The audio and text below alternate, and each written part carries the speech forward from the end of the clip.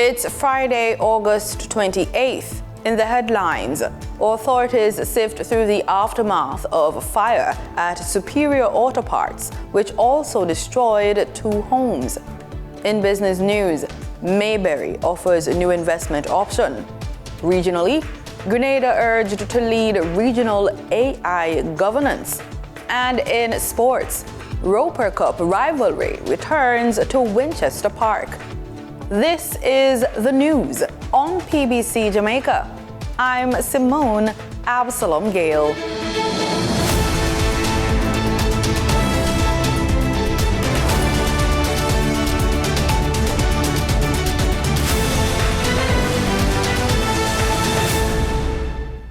The owners and operators and workers of Superior Auto Parts are today picking up the pieces after a massive fire destroyed the Hagley Park Road facility in Kingston on Thursday.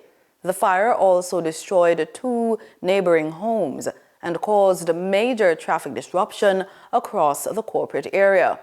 There have been no reports of major injuries, and the cause of the fire remains unknown.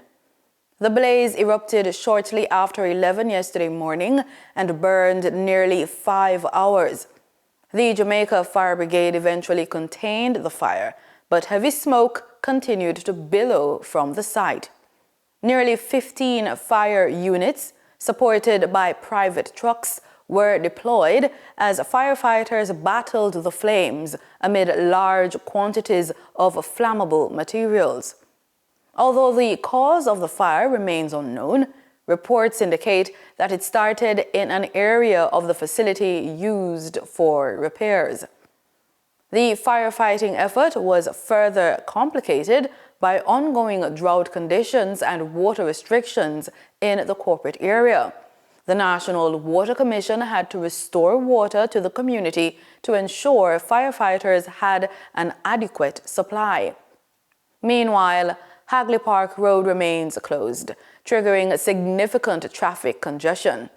Head of the Public Safety and Traffic Enforcement Branch, Senior Superintendent Lloyd Darby, says motorists are being diverted along alternative routes.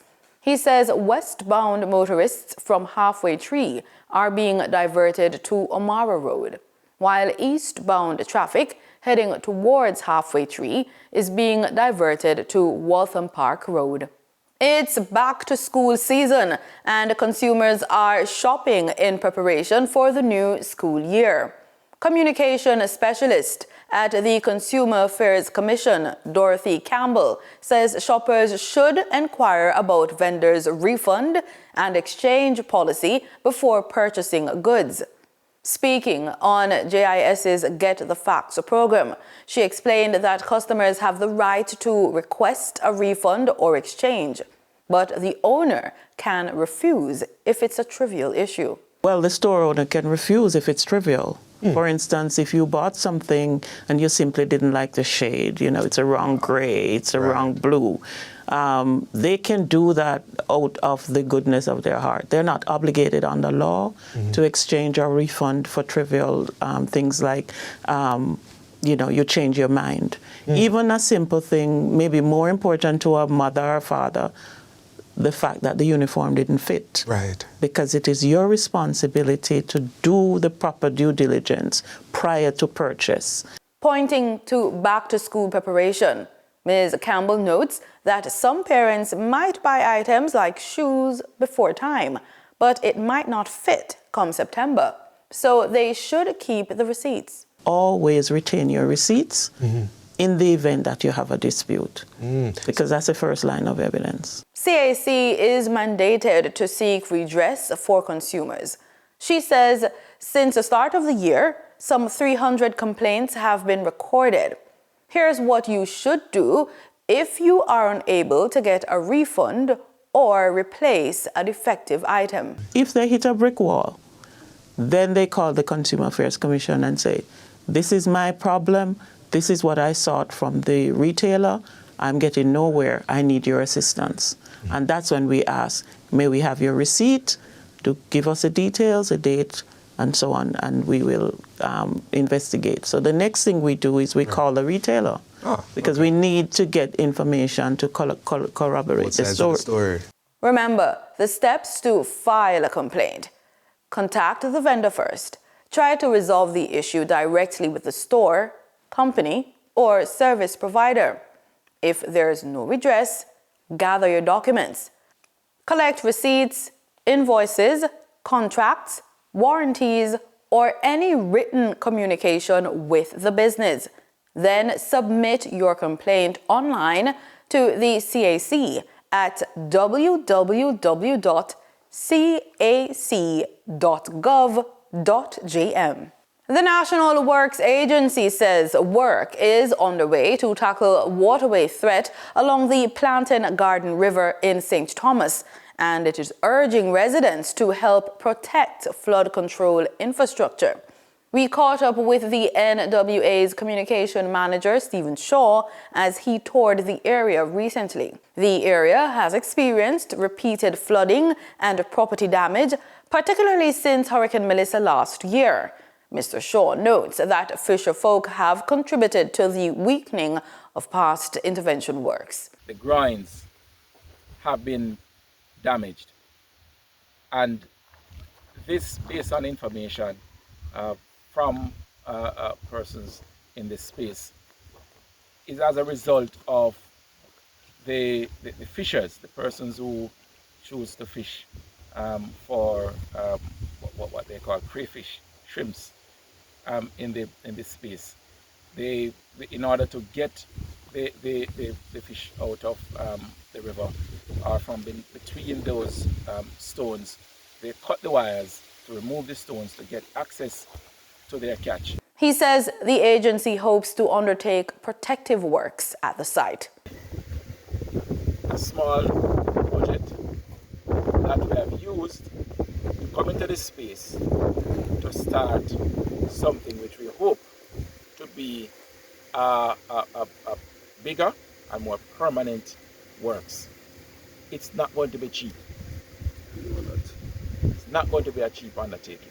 Mr. Shaw says the current intervention is only the beginning as the agency works to restore embankments damaged over time by heavy rainfall. The NWA is appealing to residents to help safeguard the rehabilitation embankments and other critical flood control infrastructure as further works are planned for the area. We want to really encourage persons in these areas. We have channeled, we have done retrieval works to assist us in keeping the infrastructure in place, because in doing so, you might be protecting yourself, you might be also protecting your friends and your loved ones, because it is really not what we expect when we spend multiples of millions. Tax Administration Jamaica says select tax offices will be open Saturday, August 29, 2026, as part of its month-end Saturday operations to provide greater convenience for taxpayers. The following tax offices will be open this Saturday between the hours of 10 a.m. to 2 p.m. St. Andrew, its Constant Spring office. Lucy, Falmouth. Montego Bay at the FCJ building at Freeport. Mandeville, Maypen, Morant Bay, and St. Anne's Bay. TAJ says in its release that the Portmore office will also remain open on Saturday between the hours of 9 a.m. and 2 p.m. Available Saturday services include motor vehicle transactions, including electronic motor vehicle registration, driver's license renewals, property tax payments, TRN applications, all tax and fee payments. Managing money is a skill we all need, but should it be taught from an early age? From budgeting and saving to understanding debt and making smart financial decisions, financial literacy could help prepare young people for the real world. Chanel Matthews hits the streets to hear from Jamaicans. Should financial literacy be taught in schools? I am Chanel Matthews and this is Unfiltered.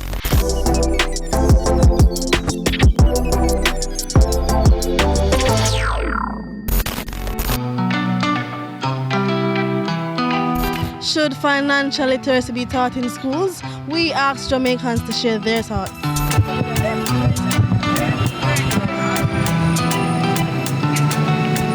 Absolutely. It's very important for us to learn how to manage our money, and it will help us to better understand the value of it. It's not just to go broth and have fun, it's to save for your future.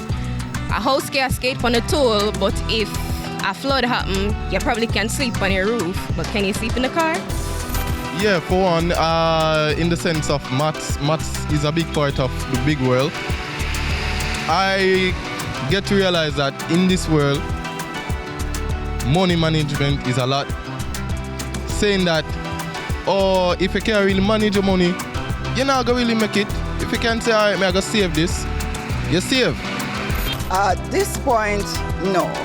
Because based on the fact that I learned POV and accounts in school, at the time it made no sense, and at the age of time now it's making a lot of sense. So maybe teaching it in universities where the children are, or should I say the school leavers are a bit more mature enough to understand the concept of it. That's where I think then it should be taught.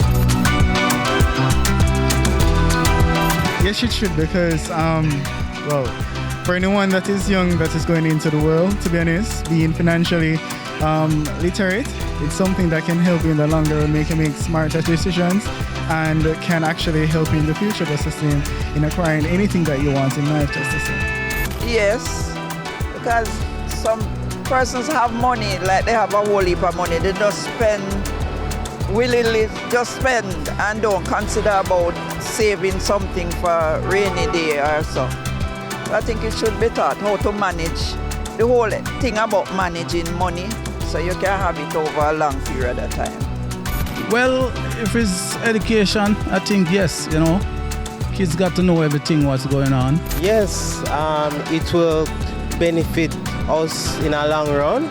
So when we get bigger or when we are more mature, it teaches us money management. It teaches us to be responsibility and responsible. Yeah, because it stops overspending.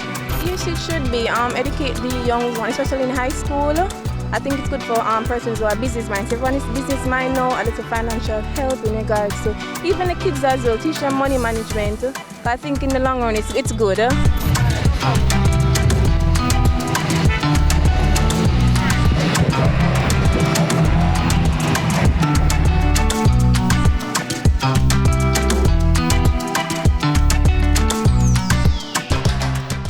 On a somber note, the local media fraternity is mourning today for the loss of one of its own. Veteran broadcaster Dervon Malcolm has died. Mr. Malcolm, who died on Thursday, was reportedly ill. A veteran broadcaster, Mr. Malcolm was a main voice on Power 106 FM for several decades. He also served as a sportscaster, news presenter, editor, talk show producer, and executive producer of programs. He also hosted the Jamaican Diaspora Live online. Malcolm drew local and international recognition and awards for his sterling contributions to advocacy and nation building. We here at the PBCJ extend sincere condolences to his family and friends.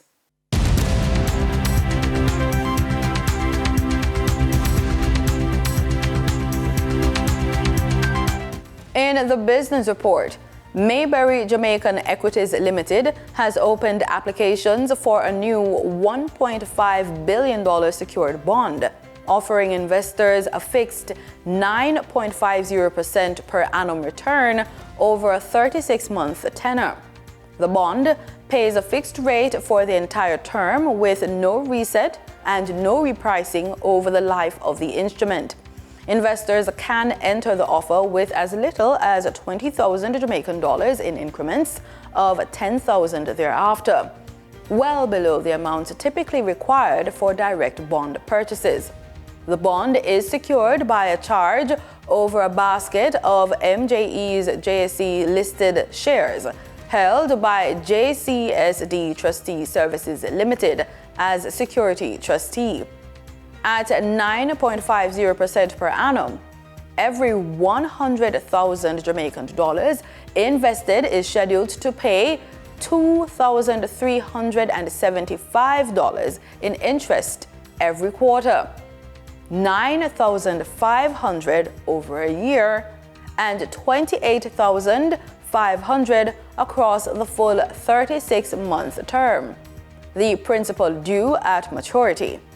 Application opened on Monday, August 24, 2026, and the offer is scheduled to close at 4:30 p.m. on Thursday, September 10, 2026, subject to the company's right to shorten or extend the subscription period as set out in the prospectus.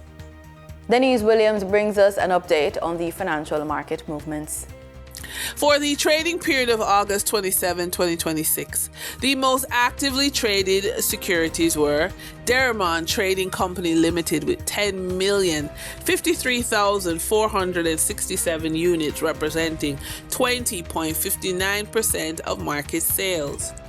Trans-Jamaica Highway Limited with 9,879,356 units, representing 20.24% of market sales. Stanley Motor Limited Ordinary Shares with 5,901,302 units, representing 12.09% of market sales. Investor activity remained concentrated in distribution and transportation plays, signaling continued interest in dividend-producing and strategic assets. Turning to the foreign exchange market based on Bank of Jamaica data for August 27, 2026, Forex traders recorded significant activity with strong demand across major currencies. For the US dollar, trading margins reflected steady liquidity, with the US selling at $159.25 and buying at $157.41. For the Canadian dollar, moderate gains supported by 49-cent transaction spreads. The Canadian dollar sold for $115.74 and was bought for $113.96. For the British pound, continued volatility offered short-term trading opportunities of $2.30 in profits for the banks. The British pound sold for $215.28 and was bought for $213.67. These movements underscore the importance of cash flow timing and currency awareness for businesses managing import costs, debt servicing, or overseas exposure. For our credit report tip of the day, your career upgrade could be showing on your credit report. We readily understand financing a car. We understand financing a house. But we're still learning how to finance ourselves, yeah? So today you can buy a business course, professional certification, coaching program, or executive training over 6 weeks, 12 months, 24 months, or even 36 months. Some programs offer interest-free payment plans, others require education or personal loans with interest. If you're going to commit 24 or 36 months of payments to build your professional career, you should be thinking about the 24 or 36 months of economic opportunity you're expecting in return in your career. Professional development can absolutely be worth borrowing for, but don't evaluate the decision based only on can you afford, let's say, $400 a month. Evaluate it based on what will this $400 a month help me to become capable of earning. Because the smartest professional development debt isn't debt taken simply to learn more. It's debt taken with a clear plan to become more valuable in the marketplace. And that's today's business report. I'm Denise Williams. Until next time, stay informed, stay intentional, and keep building forward. See you soon.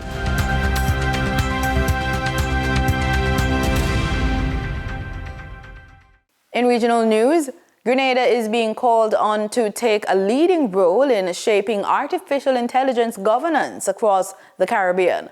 The call came during the Caribbean Internet Governance Forum, where officials highlighted the region's limited share of global AI investment despite growing use of AI-powered tools. They say a unified CARICOM strategy is imperative. GBN News has that report. Digital Director in Grenada's Ministry of ICT, Edmund Burke, says CARICOM is the only major regional bloc without a defined AI strategy. He says while the global AI market is valued at about $539.5 billion, Latin America and the Caribbean attract just 1.12% of global AI investment. It is against this backdrop that Grenada is being urged to take a leading role in developing artificial intelligence governance across the Caribbean. Secretary General of the Caribbean Telecommunications Union, Rodney Taylor, believes that Grenada, as the CARICOM quasi-cabinet member responsible for ICT, has an opportunity to help reposition the region, working in collaboration with the CTU. I want to challenge you because of your position within the government of Grenada, which has the lead responsibility for science and technology. And we as CTU, as the lead institution within CARICOM, that this picture is not acceptable and that we need to address this. The CTU launched the Caribbean AI Task Force in July 2025 to develop harmonized AI policies, digital infrastructure guidelines, and governance frameworks across CARICOM. The task force has since presented a regional AI governance roadmap. Burke says the guidance calls for a harmonized regional approach while allowing individual countries to meet national priorities. Having an AI strategy, an AI governance framework, and then an AI policy, it's important in terms of us moving forward. Because if we're a small region, and if we have to talk about infrastructure, interoperability, connectivity, shared data, shared platforms, as we are attempting to do from the OECS and extended now to CARICOM, it's important that these frameworks are in place in order for us to be competitive as a Caribbean bloc. Grenada's ICT Minister Ron Redhead says while the country does not yet have an AI policy, the gap presents an opportunity for young people to help shape the sector. We need to now establish a policy and framework on AI. And I want to put out a public call to all the young people throughout Grenada, Carriacou, and Petit Martinique. Those of you who are using the technology now, those of you who are involved in learning technology now is the time to come forward to speak to the ministry to say what you believe we should be pursuing. With AI rapidly transforming economies worldwide, officials say the Caribbean cannot afford to remain consumers of the technology. Deidre Seeley, GBN News. University of the West Indies Five Islands campus principal, Professor C. Justin Robinson, says Caribbean countries must defend their citizenship by investment programs while preparing for a future without them. His comments follow a European Commission ultimatum to 5 OECS countries, including Antigua and Barbuda. ABS News' Samantha Simon reports. Nevis Premier Mark Brantley has already declared the region's citizenship by investment programs dead. The European Commission has given 5 countries, including Antigua and Barbuda, 2 years to shut the programs down or lose visa-free access to the Schengen area. Professor Robinson says governments need to push back while accepting the programs may not survive. I think the government should negotiate as aggressively and as skillfully as they can to maintain the programs, because as small island developing states, we don't have 1,000,001 revenue options, so you want to try to protect what you have, but you should also plan as if it will disappear so that you're not caught napping. Robinson points to Barbados as one model where a large digital nomad program has emerged as an alternative revenue stream.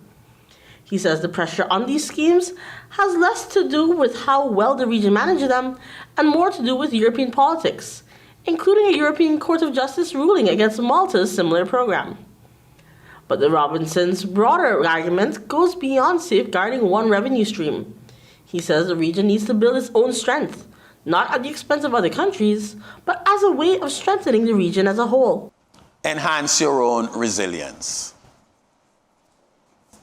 Renewable energy, more domestic food production. So what can we do domestically?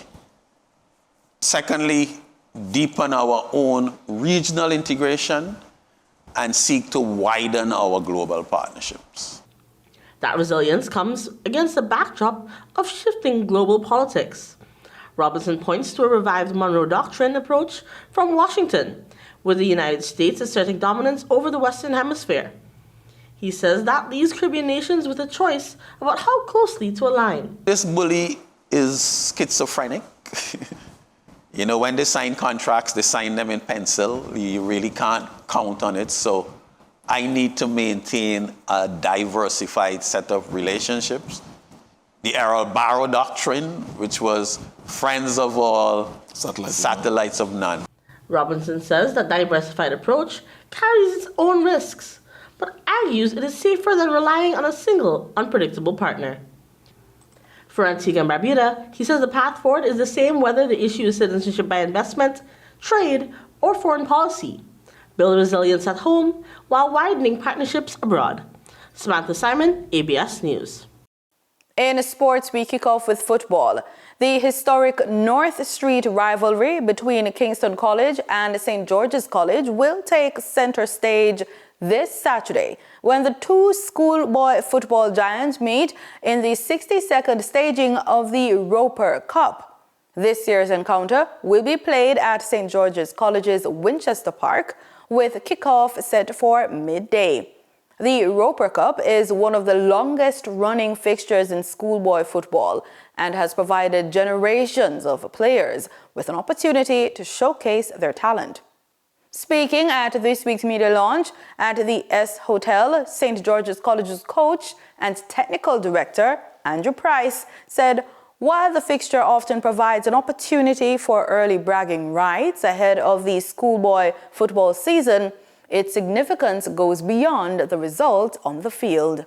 In cricket, the Jamaica Kingsmen are on the rise in the Republic Bank Caribbean Premier League, securing an 11-run win over St. Kitts and Nevis Patriots. Saeem Ayoub led the way with his maiden T20 century, smashing 102 from 58 balls, including 8 60s and 6 4s. The Kingsmen recovered from 63 for 4, with Ayoub and Rovman Powell adding 72 before Kemo Paul finished unbeaten on 25. The Patriots were led by Andre Fletcher's 55 and Jason Holder's 34, but fell short at 171 for 6. The win gives the Kingsmen their third victory in 4 matches, moving them to 4th on 6 points, while the Patriots remain bottom after 4 losses in 5 games. And that's the weekend news on PBCJ. Pleasant viewing.